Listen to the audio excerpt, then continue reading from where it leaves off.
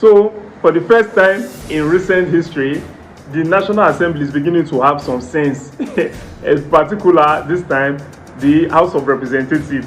They have moved they passed a bill rather, or a bill is being presented, and it has passed the second reading. And what is that bill?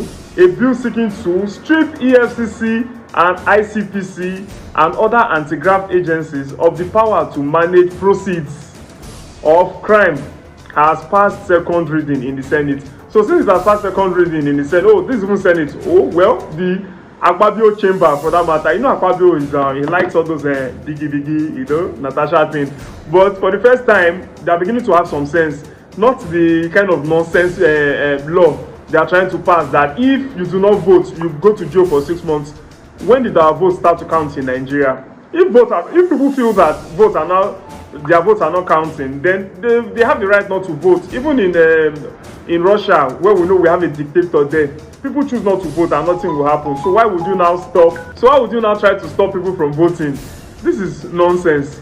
Or why would you not force people to vote rather? This is nonsense. No, back to the other one where they said the process will be managed by another agency. It will be good. Of course, it will be setting up another agency, but I still prefer it. At least it will mean that the money that the EFCC is being accused of stealing and relooting will not be there, because of course many times you hear that EFCC recovered the money or assets or property and blah blah blah, and in the end we don't even know how those things will go. So at least all those ones will now come to an end, because we know that those funds are being relooted by these bodies. I'm not saying EFCC, I'm not saying ICPC, but you know what I'm talking about.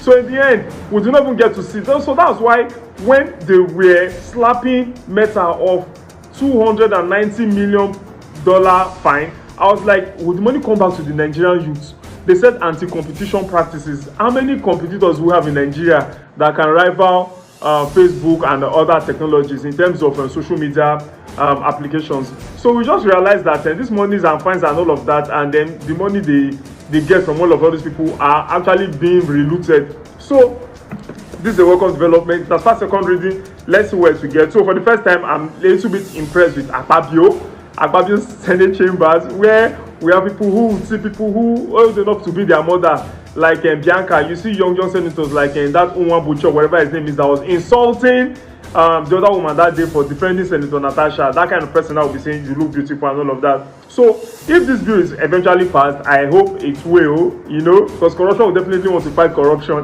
It's Nigeria. If this bill is eventually passed, it could centralize asset management under a new agency, potentially improving transparency. But it also raises question on the integrity of the said agency. Another agency should as well be created to monitor the agency in the funds management. So yes, so by the time they bring this so-called agency, who knows, it could be far better, another Tinubu's company or Tinubu's company that will now be in charge. You see, so it will be corruption bringing in corruption. But of course, if they cannot do that, they'll set up another oversight agency to monitor this new agency, then it will much be better. So then another agency again should now monitor the agency that will monitor the agency that want to create. Do you understand what I'm trying to say here? Because in the end, the money will still be relooted. This is Nigeria, anything goes. They loot and reloot and reloot, nothing happens. Nobody goes to jail, nobody goes to prison.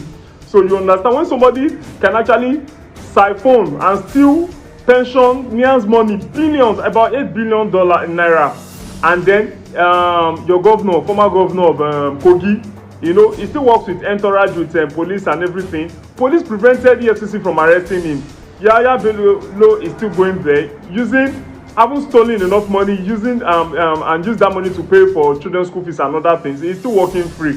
Nothing really happens, but all the same, it will still be a welcome development if they are not allowing EFCC, who claims to be recovering the money, reloot the money. Let another government agency reloot the money. After all, it's Nigeria where anything goes. So let me know your thoughts in the comment section. I remain your boy Ernest Omosugbe Adebayo Koje. Please remember to like, share, subscribe, and comment. Signing out. Peace.